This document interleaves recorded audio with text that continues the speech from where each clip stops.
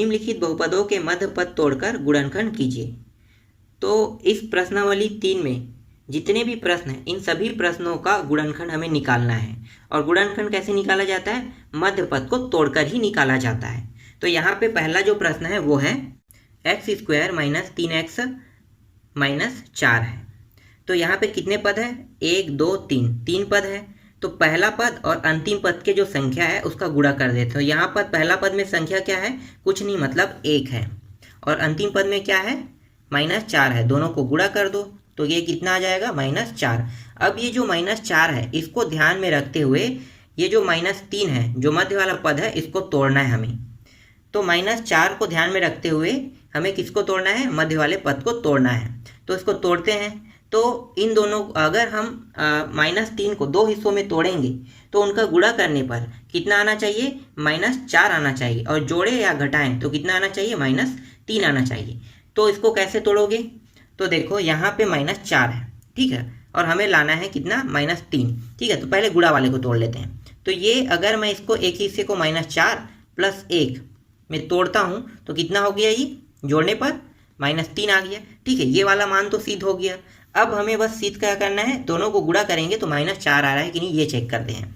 तो ये हो गया -4 × 1 बराबर आ गया -4। मतलब ये क्या है? दोनों सिद्ध हो गया। तो हम यहाँ पे जो तोड़ रहे हैं 2 हिस्सों में, हम एकदम सही तोड़ रहे हैं।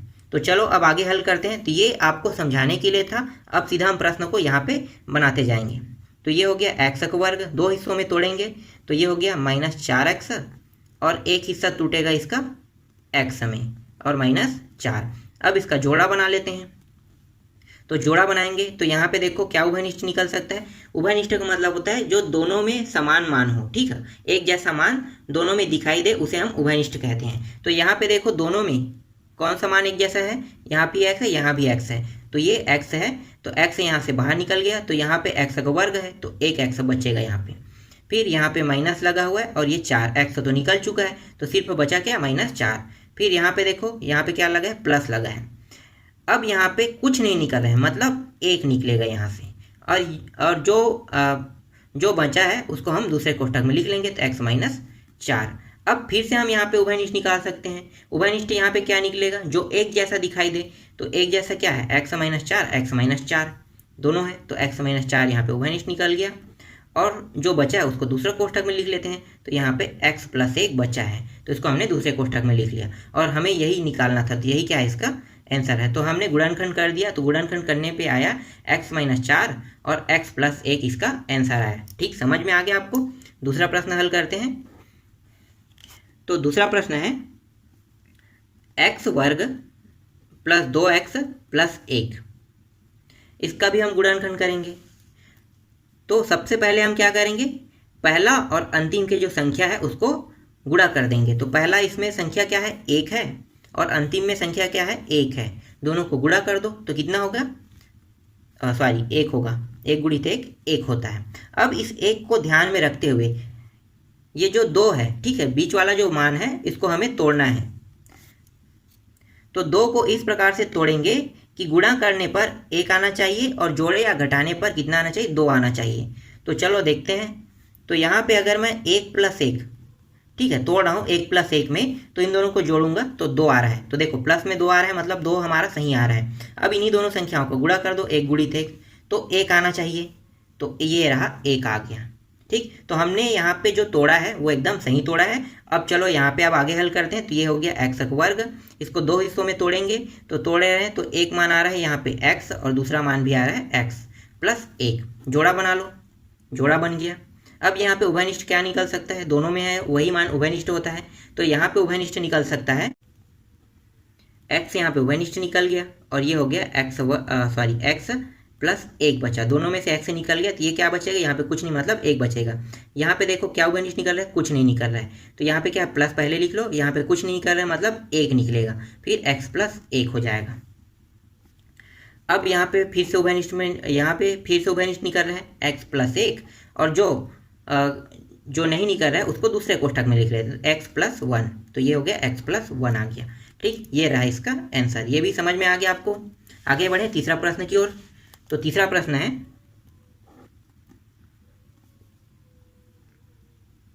X square plus x minus 12। यहाँ भी हम क्या करेंगे, पहला और अंतिम का गुणा कर देंगे। तो यहाँ पे पहले में 1 है और अंतिम में -12 है, तो गुणा करेंगे कितना आ गया, -12 आ गया। अब इस -12 को ध्यान में देते हुए ये जो मध्य वाला पद है इसको दो हिस्सों में तोड़ेंगे। तो इसे तोड़ते हैं दो हिस्सों में, तो एक मान हमारा 4 हो जाएगा और एक मान, बड़ा वाला मान क्या है, देखो आगे में प्लस लगा है, मतलब बड़ा वाला मान क्या रहेगा, प्लस में रहेगा, और छोटा वाला मान जो रहेगा वो माइनस में रहेगा। तो 4 - 3 में हम तोड़ सकते हैं। तो ये हो गया 4, ये -3 तोड़ेंगे तो कितना आना चाहिए, 1 आना चाहिए। तो देखो 1 आ गया, मतलब यहाँ पे तो ठीक आया। अब इन्हीं दोनों को गुणा करते हैं तो देखते हैं -12 आ रहा है कि नहीं आ रहा है। तो 4 गुणित -3, तो ये हो गया -12। मतलब यहाँ पे हम जो तोड़ रहे हैं वो एकदम सही तोड़ रहे हैं। तो चलो अब आगे इसको हल करते हैं। तो ये हो गया x वर्ग, फिर 4x बड़ा रहेगा और छोटा रहेगा 3x रहेगा, तो माइनस में लग जाएगा। फिर माइनस यहाँ पे 12 है, इसको उतार लेते हैं। ठीक है, जब भी हम गुणनखंड करेंगे तो पहला और अंतिम पद को कभी भी कुछ नहीं करते, सिर्फ इसको तोड़ते हैं, सिर्फ मध्य वाले पद को ही तोड़ते हैं। चलो अब आगे हल करें। यहाँ पे जोड़ा बना लेते हैं। अब इस जोड़ने में देखो उभयनिष्ठ क्या निकल सकता है, x उभयनिष्ठ निकल गया। यहाँ पे 1x बचेगा, फिर यहाँ पे 4 बचेगा। यहाँ पे दोनों में माइनस है, हमने माइनस को बाहर निकाल लिया। और यहाँ पे देखो 3 के पहाड़े में 3 एकम 3 चौक 12 ये आता है, तो 3 को हमने बाहर निकाल लिया। यहाँ पे बचा x और 3 चौक 12, 4 के पहाड़े में आता है तो 4 भी बाहर हो गया। तो माइनस बाहर निकला, तो यहाँ पे बचेगा क्या, अंदर में प्लस बचेगा। ठीक, तो ये भी टूट गया है। अब यहाँ पे देखो फिर से उभयनिष्ठ निकल रहा है, x + 4 दोनों में है, तो यहाँ पे उभयनिष्ठ निकल गया x + 4, और जो बाकी है उसको हम दूसरे कोष्टक में लिख लेते हैं। तो ये रहा x - 3, ये रहा इसका आंसर। ठीक, ये भी समझ में आ गया। चौथा हल कर लेते हैं। चौथा प्रश्न है x² - 8x + 15। यहाँ भी क्या करेंगे, पहला और अंतिम का गुणा कर देंगे। पहला संख्या 1 है और अंतिम संख्या 15 है, गुणा करेंगे तो ये आ गया 15 आ गया। अब इस 15 को ध्यान में रखते हुए इस ये जो मध्य पद है इसको तोड़ना है हमें। तो यहाँ पे क्या है, -8 है और ये 15 है, तो इसको इस प्रकार से तोड़ेंगे कि गुणा करने पे कितना आना चाहिए, 15, और जोड़े या घटाएं पे 8 आना चाहिए। तो वो संख्या एक 5 है और एक 3 है। अब यहाँ पे माइनस किस में रहेगा, तो देखो यहाँ पे क्या है, 8 है, तो ये माइनस में रहेगा, और ये अगर दोनों को जोड़ेंगे तभी तो होगा ना, तो मतलब दोनों संख्या क्या रहेगा, माइनस में रहेगा। तो ये हो गया -8। अगर इन्हीं दोनों संख्याओं को गुणा करते हैं, देखते हैं 15 आ रहा है कि नहीं आ रहा है। तो -5 गुणित -3 बराबर ये आ गया -15। मतलब जो हम यहाँ पे तोड़ रहे हैं ये एकदम सही तोड़ रहे हैं। तो चलो अब आगे हल करते हैं इसको। तो ये x वर्ग, यहाँ पे दो हिस्सों में तोड़ा, तो एक हिस्सा क्या हो गया, -5x, और दूसरा हिस्सा -3x + 15। जोड़ा बना लो, तो ये हो गया, यहाँ से उभयनिष्ठ निकल गया x - 5 बचेगा। फिर यहाँ पे देखो, यहाँ पे माइनस है, यहाँ पे प्लस है, तो चलो यहाँ पे मैं माइनस को बाहर निकाल लेता हूँ। ठीक है, बाहर निकालूंगा तो ये प्लस क्या हो जाएगा, कोष्टक के अंदर जाके माइनस हो जाएगा। तो यहाँ पे मैंने माइनस बाहर निकाला, और 3 के पहाड़े में 3 एकम 3 15, मतलब 3 पंचे 15, तो ये एक 3 भी आता है पहाड़े में, और 3 के पहाड़े में 15 भी आता है। तो 3 को मैंने यहाँ पे उभयनिष्ठ निकाल लिया। तो यहाँ पे बचा क्या, x बचा, और ये कोष्टक के अंदर जाके क्या हो जाएगा, माइनस हो जाएगा। ठीक, क्यों, क्योंकि मैंने यहाँ पे माइनस को बाहर निकाल लिया यहाँ पे।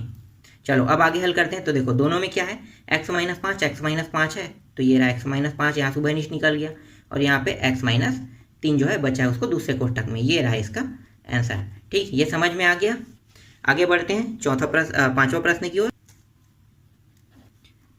पांचवा प्रश्न है t का वर्ग -4t - 21।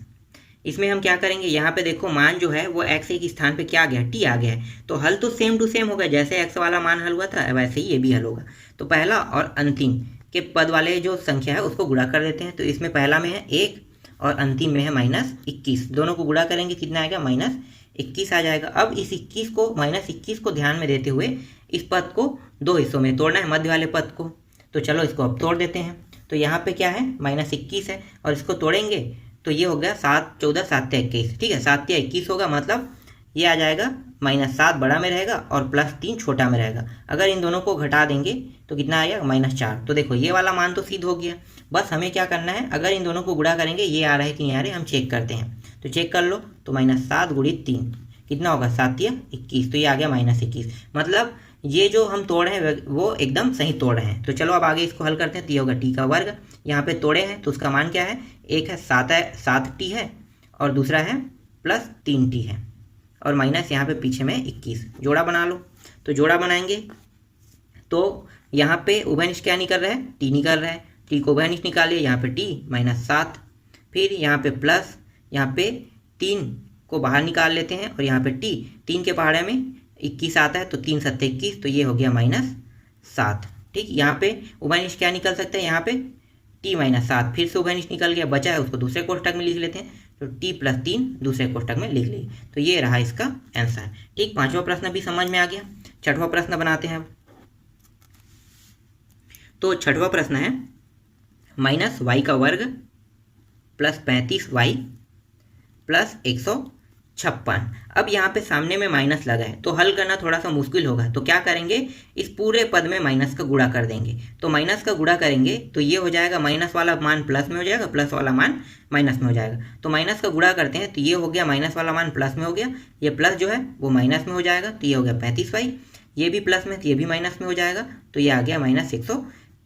अब ये आसानी से अब हल हो सकता है। अब हम क्या करेंगे, पहला और अंतिम के जो संख्या वाला मान है इसका हम गुणा कर लेते हैं। तो पहला में 1 है और अंतिम में कितना है, -156। गुणा करेंगे कितना आएगा, -156 आएगा। अब इस 156 को ध्यान में रखते हुए ये जो -35 है उसको 2 हिस्सों में तोड़ना है।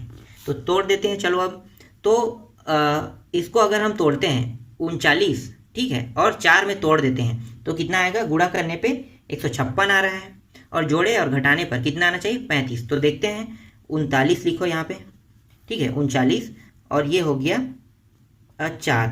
अब कौन सा संख्या बड़ा रहेगा, ठीक है। तो यहाँ पे देखो चिन्ह किस में लगा है, बड़ा वाला, मतलब हमारा मान माइनस में आना चाहिए। तो यहाँ पे इसको माइनस में रखेंगे, इसको प्लस में रखेंगे, तो ये हो गया 35, -35 आ गया।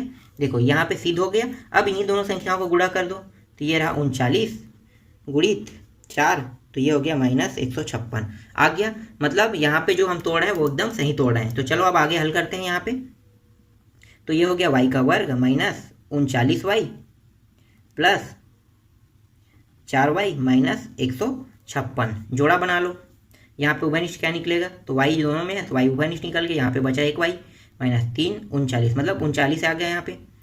प्लस यहाँ पे 4 के पहाड़े में दोनों आता है तो यहाँ पे 4 बाहर हो गया, y और ये -39 बार में कट गया तो ये आ गया 39। अब यहाँ पे फिर से उभयनिष्ठ निकल जाएगा तो y -39 यहाँ पे उभयनिष्ठ निकल गया और बचा है उसको दूसरे कोष्ठक में लिख लेते हैं, तो y + 4 बचा। ये रहा इसका आंसर। बाकी जो प्रश्न बच गए हैं उन प्रश्नों को हम लोग अगले पार्ट में हल करेंगे, ठीक है। इसका आंसर यही रहेगा।